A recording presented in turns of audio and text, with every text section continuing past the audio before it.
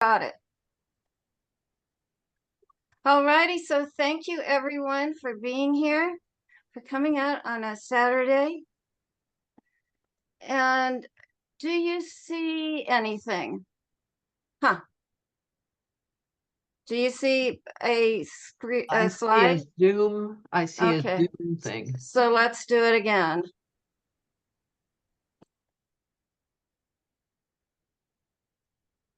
How about this?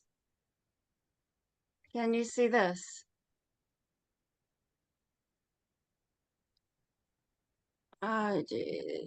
Yes, we And that, can. Yep. that is visible. Yeah, I'm trying to see how I can do this, and You need to go into slideshow presentation. the problem is it's behind the bar. I've never had that problem before. I've had that happen. Sometimes if it's the Zoom bar, you might be able to Right. move the Zoom bar. Yay! Oh, you're brilliant. Thank you. You're welcome.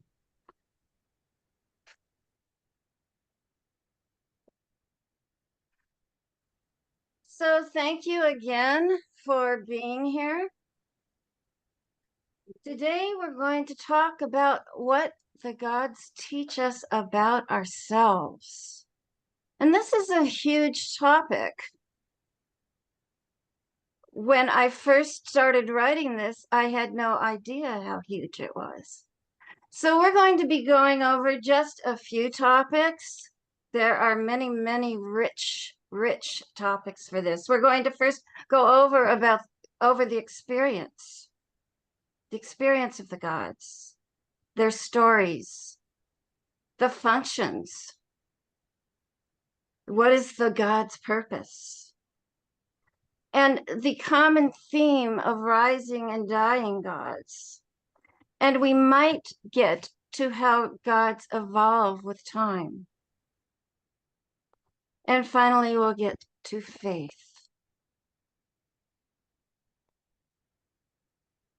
My world religions teacher started her class with this quote: "Religion represents humanity's effort to understand the God experience."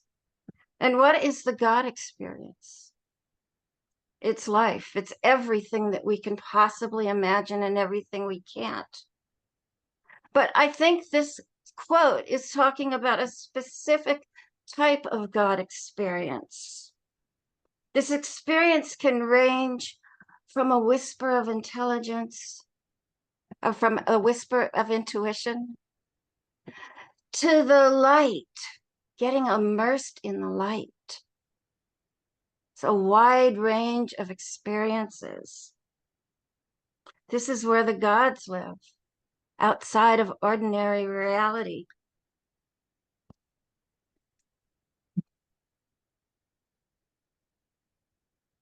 So what is this experience that created the gods? It's ineffable. It's something that we can't describe. We can't define it. We really can't talk about it. When we try, we can never hit that right note. We can't pour our experience into someone else's mind and have them experience the same thing, no matter what it is. So one word that is frequently used in relationship to this experience is transcendent. It means to climb beyond, to be outside of ordinary reality, to rise above the physical realm. The transcendent is not bound by physical limitations, and it surpasses all ordinary experience. Another word that we use is immanent.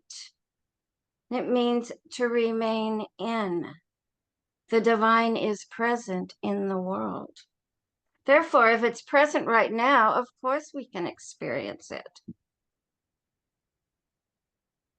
It also means, immanent also means it's active in the world. The degree of activity varies with the tradition. For instance, in Greek mythology, the gods are very, very involved in human affairs. In science of mind, God is involved with us through laws, through impersonal laws, like the creative law. Another word that is frequently used in reference to this experience is the numinous, meaning divine will or presence. In ancient Rome, numen referred to a powerful God. So numinous, can you feel that lightness, that holy, that sacred, that sense of wonder that this word carries? And then there's the big stuff, the mysterious, the mysterium tremendum, the tremendous mystery. Tremendum means to tremble, to fear.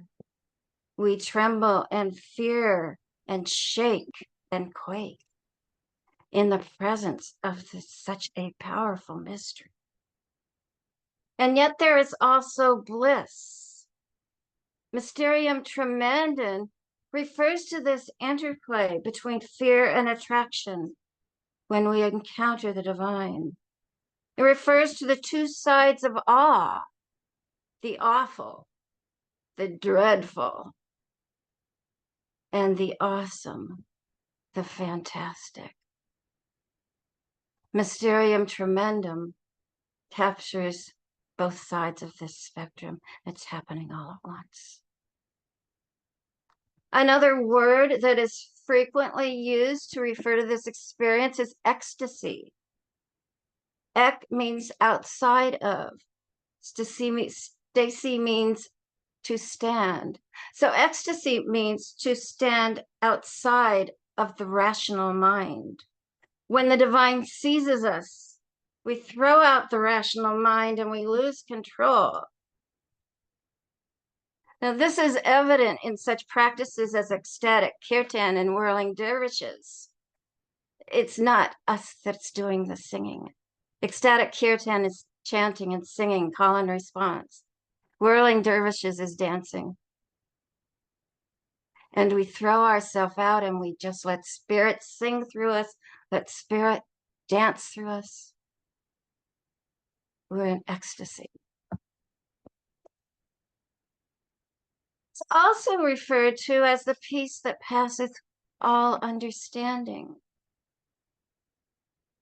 And the experience can be a whisper of intuition.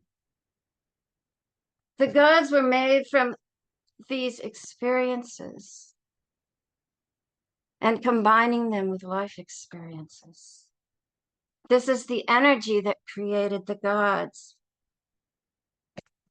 But it's far removed in these times from the original energy.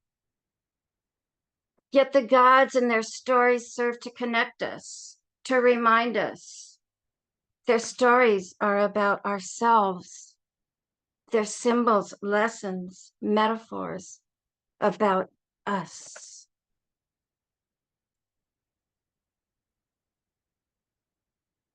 Have you had an encounter with the mystery? How would you symbolize it?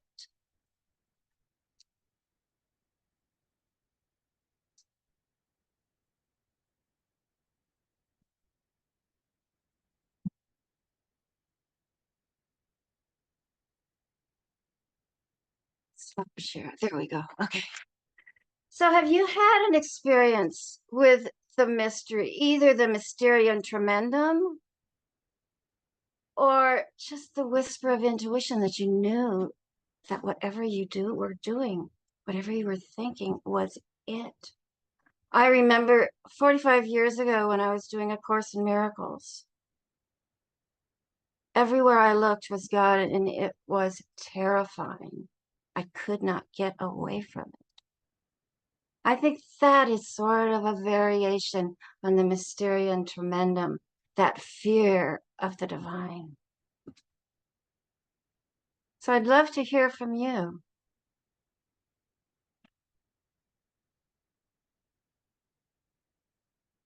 Would anyone like to speak of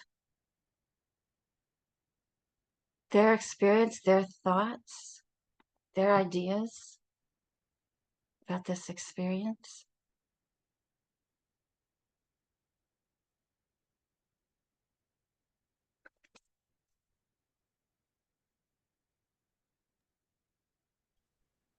Oh, I'm sorry, Tara. That's When all. people put their hand, it's so light, I didn't see it. Thank you.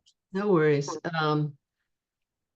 I don't share this very often, but years ago I was hiking in the mountains and I had a mild stroke. And I'd been hiking in absolute bliss and gratitude. And when I realized that there was something very wrong, what I basically said is, Spirit, I don't know what the hell you're doing, but I know that you've got it. Because I was in such a place of grace from the days I'd been hiking that it couldn't be otherwise. And I was never afraid. So that for me is one of those examples. Mm-hmm. Yes, it is. Thank you. Anyone else?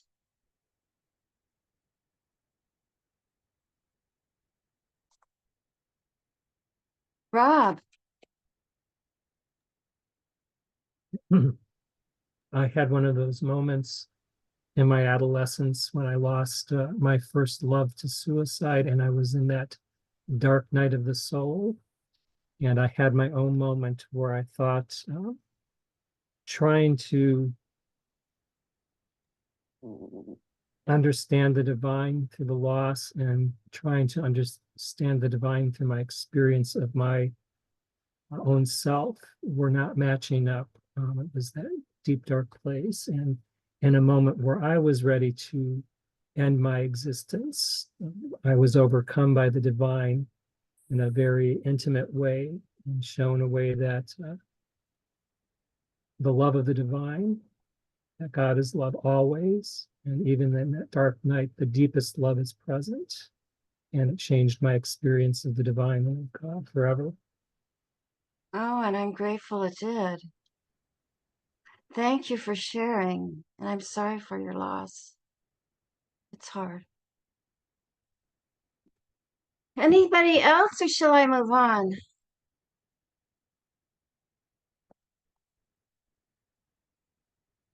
Are you raving, Barbara? Yes, I am. Thank you. Yes.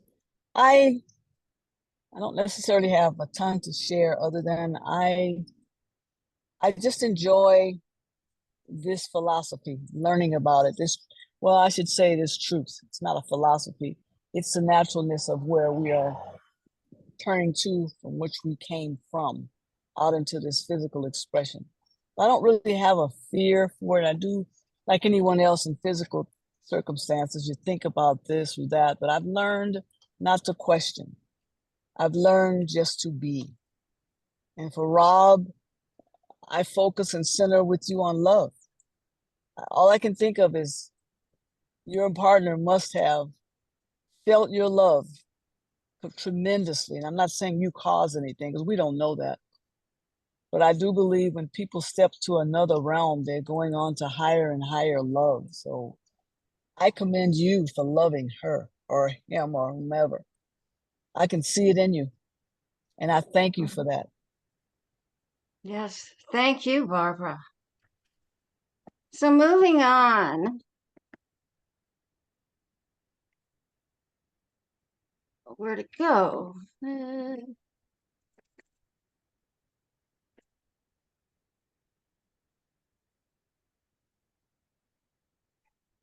Can you see it?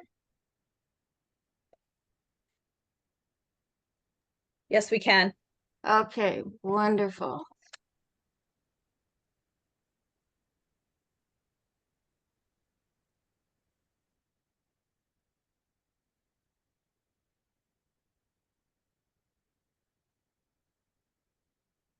So because this experience is ineffable, we symbolize it. And these symbols can look like many different things. Can be the personification of nature, like Gaia and the earth. Celestial bodies, like Selene the moon, or Ishtar. Ishtar is the goddess that lives behind the sky. It's outside. That's the one that I kept looking to see if Mike was out there. Excuse me? Oh, could you please put your mute on? Thank you. So Ishtar is the goddess that lives behind the sky. The ancients believed that the sky was a dark dome with holes in it. And behind this dome was a sea of light. And that's where Ishtar lives. She's also associated with the planet Venus. Then there are animal deities like the elephant god Ganesh. Many of the Greek gods are anthropomorphic. They behave like humans. They have emotions like humans. And they're very, very involved in human lives. They can be qualities like Athena. Athena isn't just a symbol of wisdom. She is wisdom. When people seek her guidance, the wisdom flows through her to them. This wisdom acts through her to those who seek her guidance. It can be an abstract principle, like science of mind gods.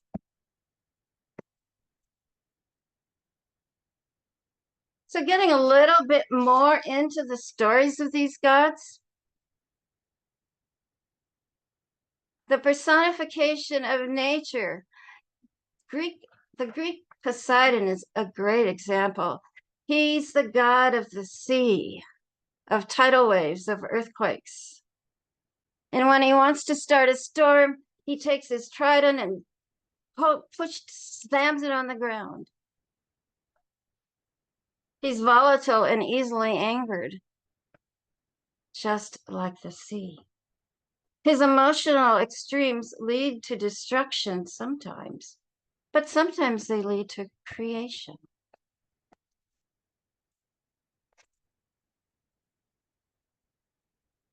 Then there are the anthropomorphic gods, Zeus and Hera of Greek mythology. Hera was Zeus's wife and sister, and he ran around on her. And Hera's jealousy and revenge are legendary. So Zeus got one of his girlfriends pregnant, a mortal named Alcmene. And she was going to have twins. So Hera cast a trance, cast a deep sleep over the birth goddess so that she could not be present for the birth. Even so, Alcmene was not needed. Alcmene lived through the birth. She gave birth to twins. Hera sent snakes to kill the twins. And one of the children was Hercules, a demigod who was stronger than any mortal. And he threw out the snake, and the twins lived.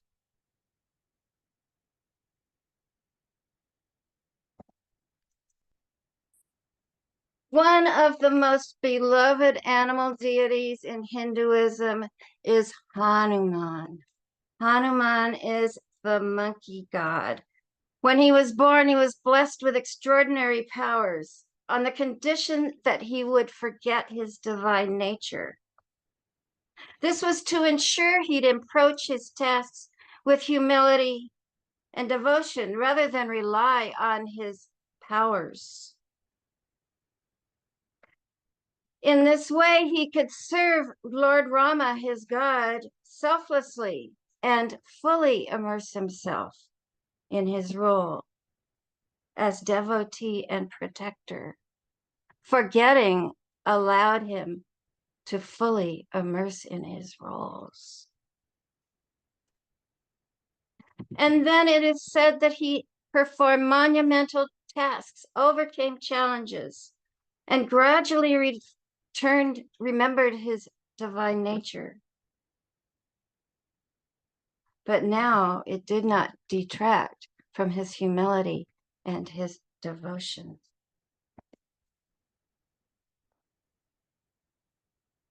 As an element, Agni, the fire god. Fire represents transformation, purification, and vital life energy.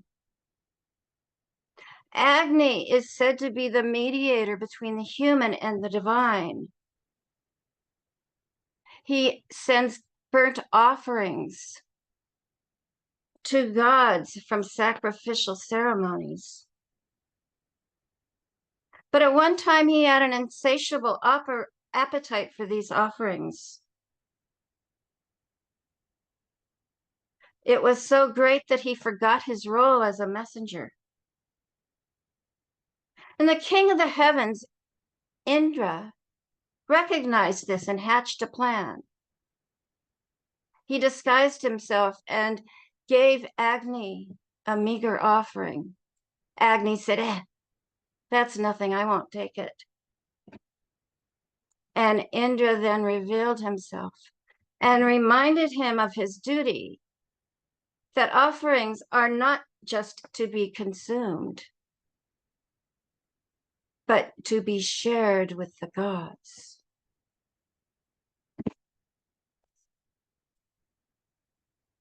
And then there's the principle, the Tao, yin and yang. This is the symbol. The yin and yang is the symbol.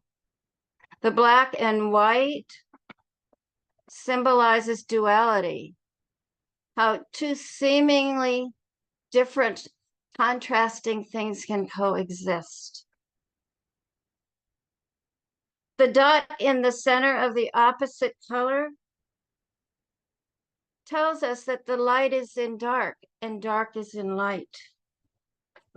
The swirling nature tells us that this dark and light is not static. It is always in flux, always balancing. So what are the functions of the divine? What is the divine's purpose? Source of sustenance. Everything that we get is from the divine. It's an explanation of existence and the world. Now, for ancient people, science and religion were inseparable. For instance, if there was a storm, it was Poseidon getting angry.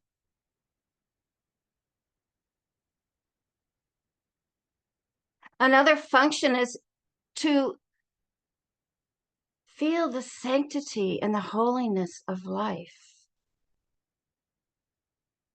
Some scholars have noted that our society has become desacralized. In your cart, pick kitchen mix masher potato masher, 18/8 stainless steel. It's $9.50 after $7.50. Can you, somebody's got their, thank you. So some scholars say that the loss of the sanctity in life has caused many of the problems of society today. So we need something that connects us, something that keeps us one, that lights our wonder.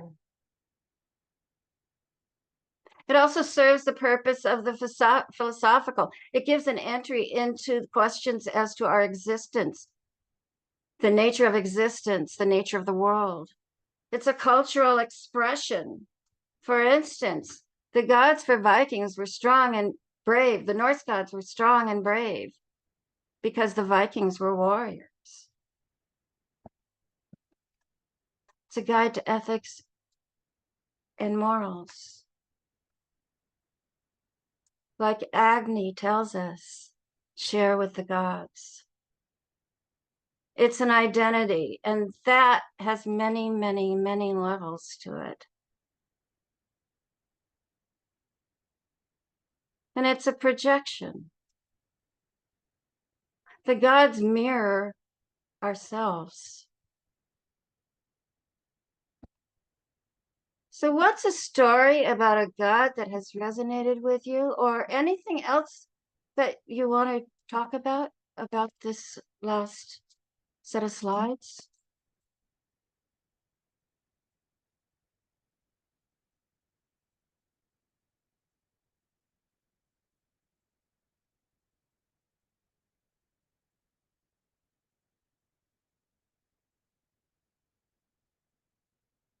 Any ideas? What is the God that what are your symbols? How do you symbolize God?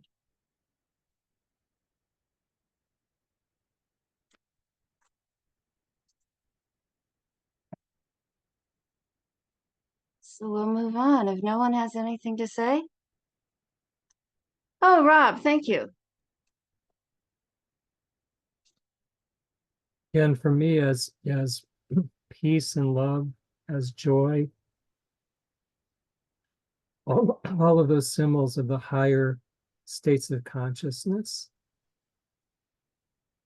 The principle. Mhm. I love it in our teaching when we say everything is principle. That brings me right back into the center of the divine within everything. Mm-hmm.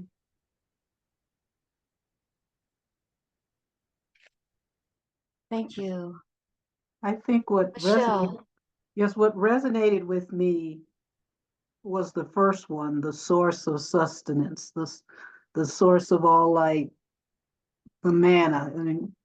And so I was trying to think of the biblical story of how, manna was provided daily to the Israelites in the desert.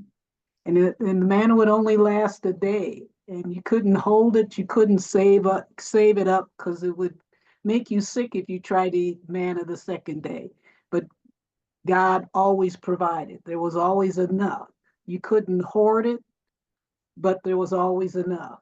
And I don't know, that's the source of sustenance is everlasting and eternal, and it's nothing for us to worry about. It just is and is ever available. So I guess I like that one.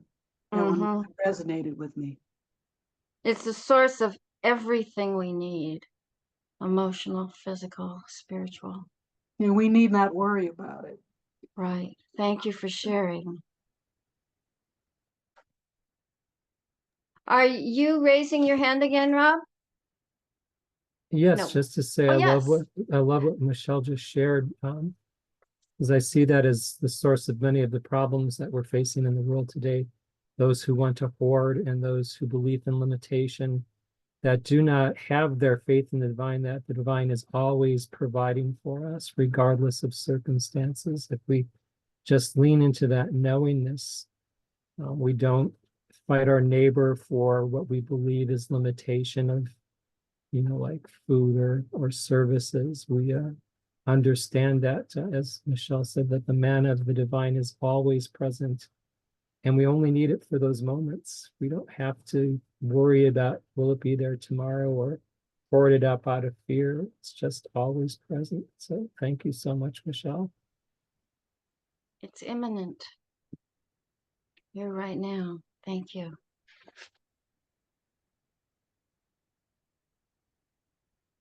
Anyone else, or shall I move on? I'll move on.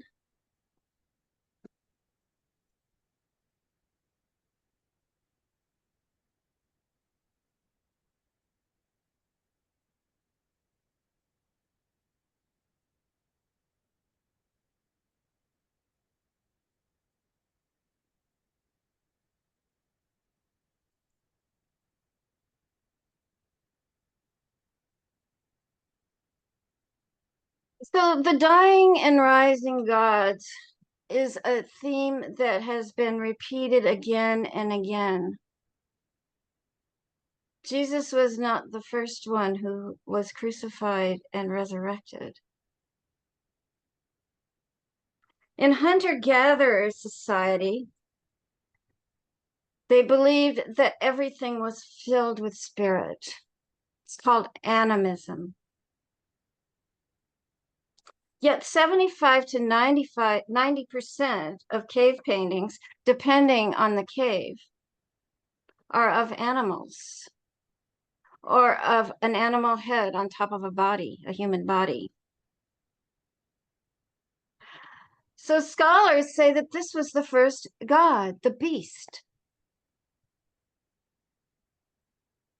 The world was ensouled, but now they have a god that they worship, and that's the beast.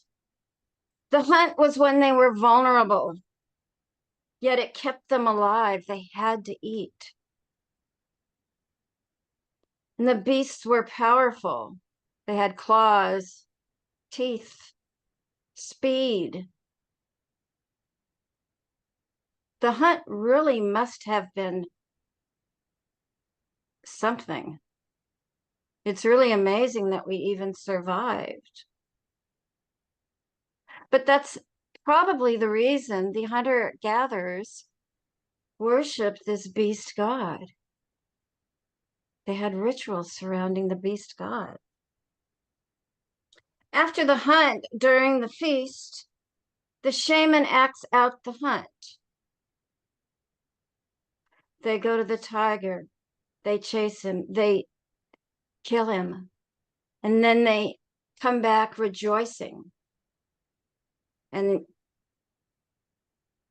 then this is what the shaman is acting out. And after the animal dies, the shaman dons the head and rises up.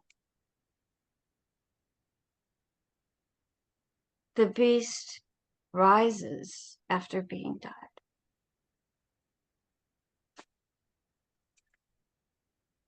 In agriculture society, something similar is happening. By this time, animism has dimmed, and these people were polytheists. They believed in many gods. Their primary god was the crop god, for the same reason that the hunter-gatherers worshipped the beast. The crops were vulnerable, and yet they depended on them. Livestock were sacrificial offerings. They weren't as hard to raise as crops were. They weren't as unpredictable. So in the spring, to ensure a successful harvest, a ceremony called Hyros Gamos, sacred marriage, would be performed. These people lived or worshipped in a ziggurat. And at the ziggurat, they'd have these ceremonies, these rituals. The temple priestess would marry a king. And the king symbolized fertility, prosperity, and well-being of the land. While everyone else was celebrating fertility, sexuality, everything to get these crops in the ground and growing and being productive. And so the temple priestess marries the corn god, the king. The king becomes the corn dog, the corn god.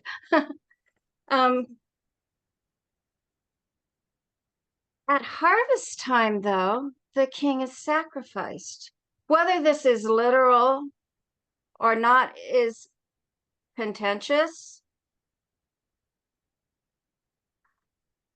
But in these ritual burial sites where animals are sacrificed, they have found bones of human men. And also in one of the oldest texts, the Epic of Gilgamesh, Ishtar, the goddess who lives behind the stars, asked Gilgamesh to marry her. And he says, well, no, you've killed 37 husbands. I'm not going to marry you. Was it referring to what went on in these ceremonies? Who knows? At the same time as these ziggurat societies that ritualized and worshipped crops, there was another kind of ritual, the mystery cults, where people went to experience the gods. What went on in these mysteries, no one knows. But there are hints.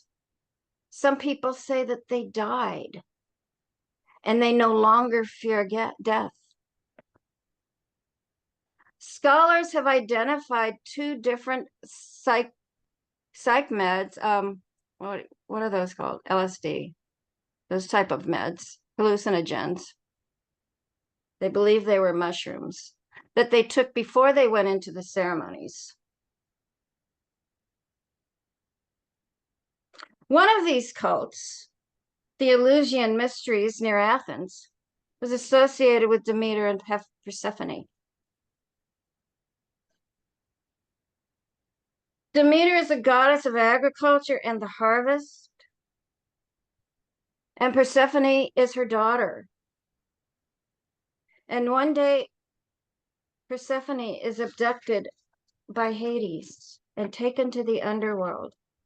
Demeter searches the world. Inconsolable, she neglects the earth. The crops die, and the land becomes barren. Finally, she discovers that Hades had her, and she confronts him, demanding that he return her daughter. Hades agrees. However, Hades had tricked Persephone into eating 3 pomegranate seeds, and that bound her to him. So 6 months out of the year, Persephone has to spend 6 months out of the year with Hades in the underworld. The other 6 months she can spend with Demeter. When she goes to the underworld, Demeter weeps. Demeter does not take care of the crops. And when she comes back to Demeter, Demeter brings in spring and the plants are growing. It's an explanation for the seasons, but it's also a rising and dying God. And the most obvious one, of course, is Jesus, the crucifixion and the resurrection.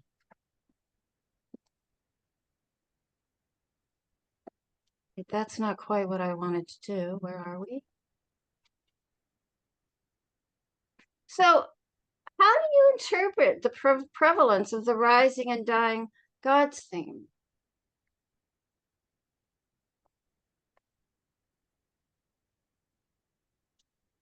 Why would it be seen in so many different cultures?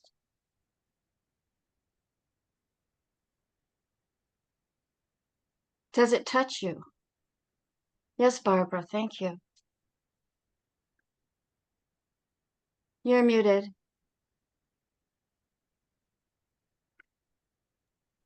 Okay, I just think and what we know, we're all intelligent beings. Excuse me, you're breaking And up. we're always in search of that ultimate truth. We're always in search of that ultimate truth. And because we are multifaceted from one, we're going to be searching in many different ways. And we say that, Ernest Holmes is just one way, yet for us, it's the clearer way. And it's the one that I most resonate with. And I don't know about others, but the goal in life is a complete emancipation from discord of every nature.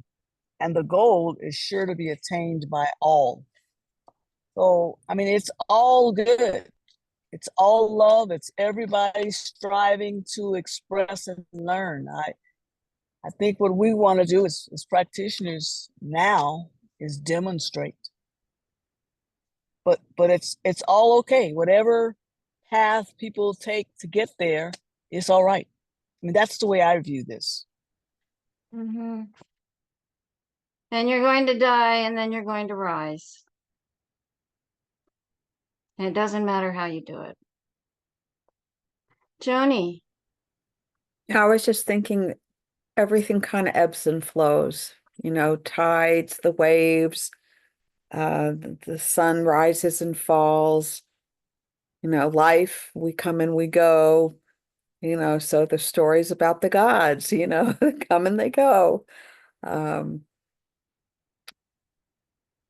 the flowers, they bloom and then they close up, and the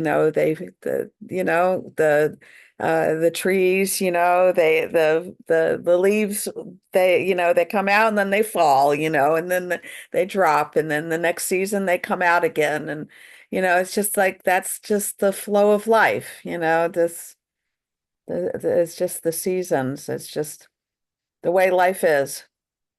So it's not surprising that they have these stories. Mm-hmm. Thank you.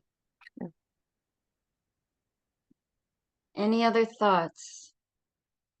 Yes, Rob. Yeah, along that same line, the old must die for the new life to be born and to flourish, to allow for change. And I think that is the times I see we are living in. The old is trying to hang on with a vice grip and demands that it wants to live on. But we know that, the old ways must die for new life and new revelations to flourish.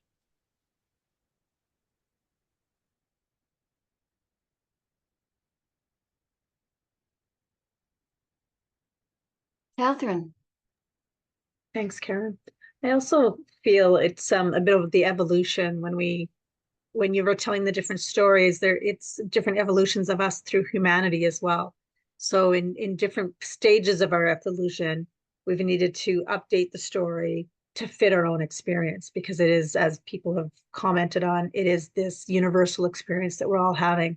So it also makes me realize how similar in some ways we are to ancient peoples, and recognizing that the people in the future will be very similar to us, because it is just universal. Thank you.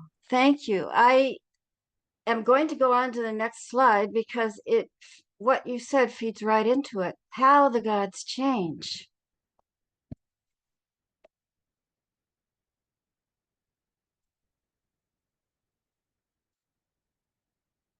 You see it? Does everybody see the slide? Yes. Thank you. So let's.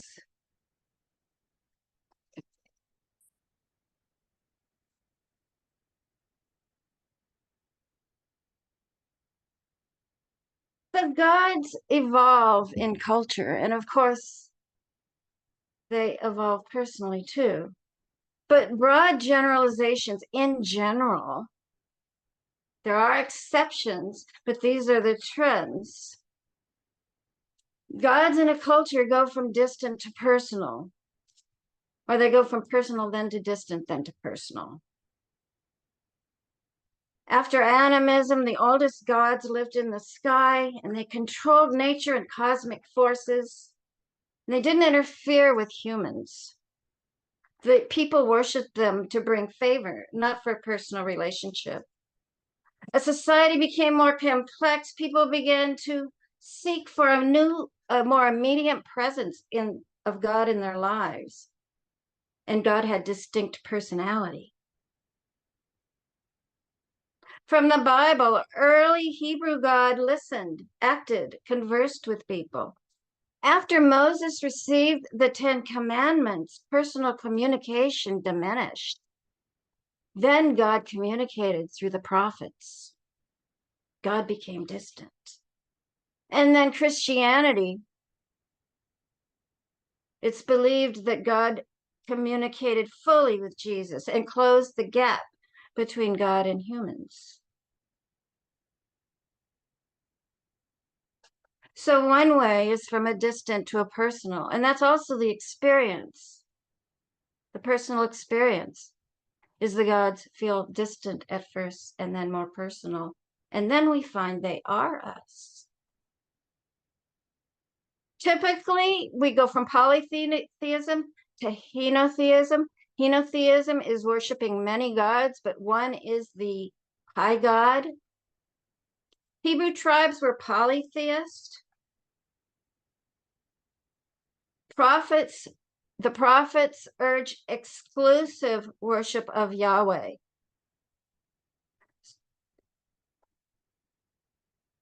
And as time went on, this gave them a strong covenantal identity centered on Yahweh. And people began to be unified under a single God.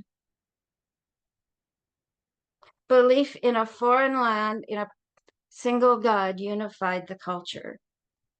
In Islam, there was in Mecca, the Kaaba was a concrete house that housed 360 gods. But Muhammad was told that only Allah was the true God. The rest of them were false. So he had to remove all of the other gods in the Kaaba. We go from concrete. The gods of polytheism are pretty concrete to the abstract.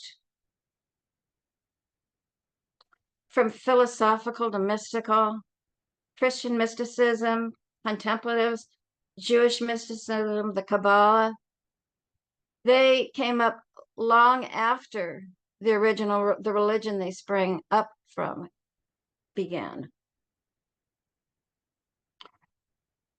And the gods have moved from being hierarchical, telling us what to do, to egalitarian and united, obeying God, turn to surrender to God.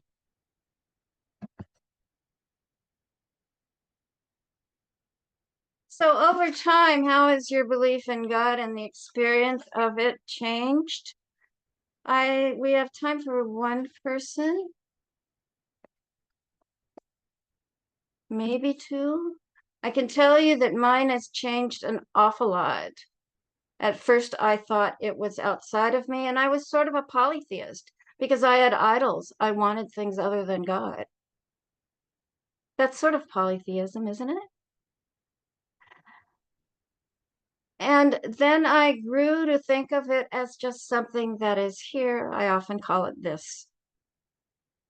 I just don't know. God, there's just not a word for it. So how has your experience of God changed through the years? Do you see any of these trends in your own beliefs?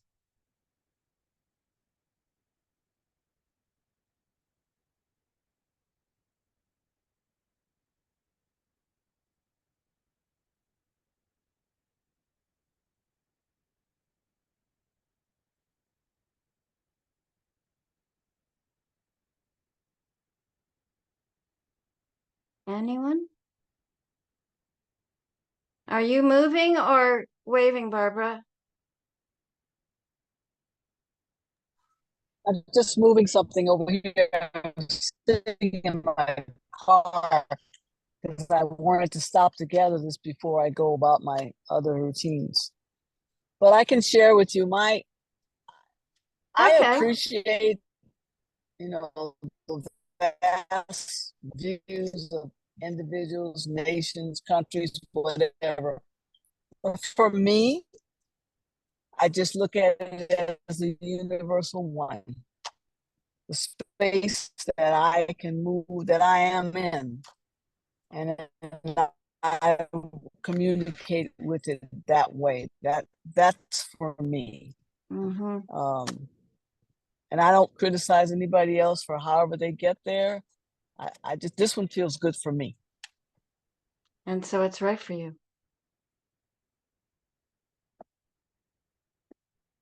Anyone else? Okay, we'll finish up then. I think when I was a child, I thought, God was this, bearded, old man in the sky, right? And then when I was 15, I had this big experience out in the woods when I was at a camp.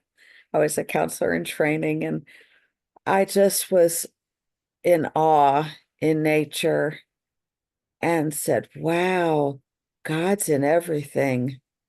I just looked at the perfection in nature and just, God's in everything. And I think I'm still there. God's in everything and everybody.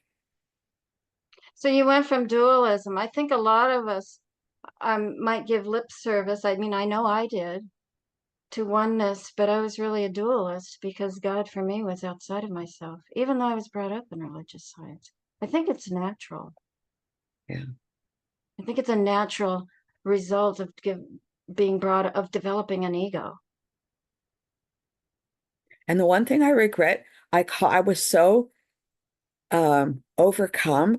I called home and talked to my father, but I don't have any memory of the conversation. Mm.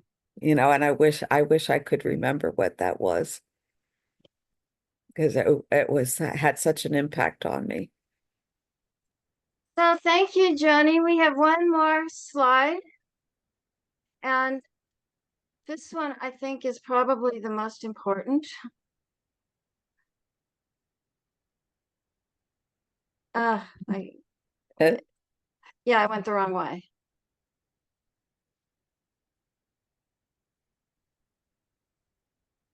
There we go. So we can't forget faith in all of this. I've been talking about the symbols of God and how everybody has a different symbol. All of us see gods differently, and our own personal gods change throughout the years. So does that mean they're not real? They're profound reflections of our deepest hopes, fears, dreams, and aspirations. But they aren't merely fictional. In invoking these gods, we're searching for parts of ourselves that we aspire to cultivate and embody. These gods are products of our collective psyche, shaped by culture, history, and our shared experience. By creating these deities, we make the abstract practical and tangible. As we look into this mirror that the gods provide, we find not just divine figures, but we find ourselves. The essence of these deities is in our actions, our choices, and our relationships. The gods are real. We thought of them. They're a product of our subconscious mind. They're a product of our conscious mind. They are a product of us. They are real. They are us. We are Agni. We are Athena. We are Ishtar and Hanuman. We are the Tao. We are all the gods.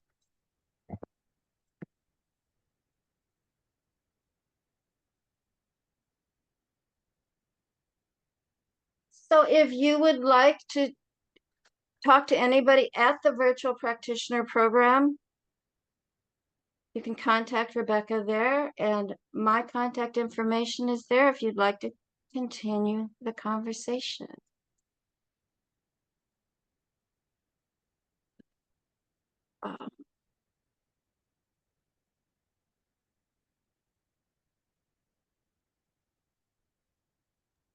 So any comments?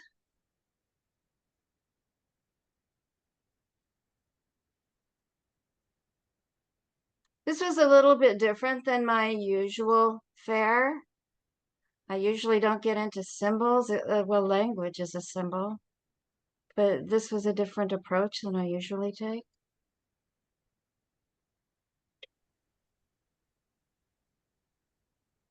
Yes, Catherine. Just a comment. I'd like to thank you for being able to distill a lot of information into bite-sized pieces. So, and there was really a lot of great information. So thank you very much.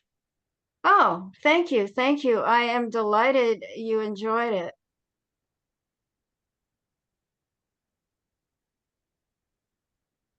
Rob. I'm grateful that I saw this little piece in the weekly newsletter. I had no idea these conversations were going on.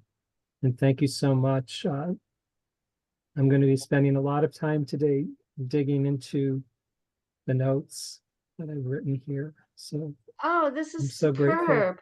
I am grateful that you enjoyed it. Like I said, it's so different than what I usually do. We do these the first Saturday of every month right now.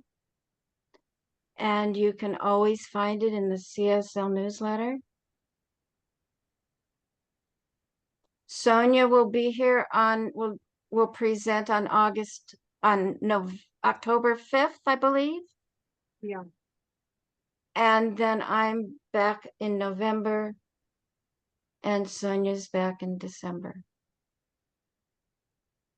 That is correct. Karen, this was a really awesome presentation. I mean, I study theology and you just dispelled some information that I didn't even come across in my theological studies.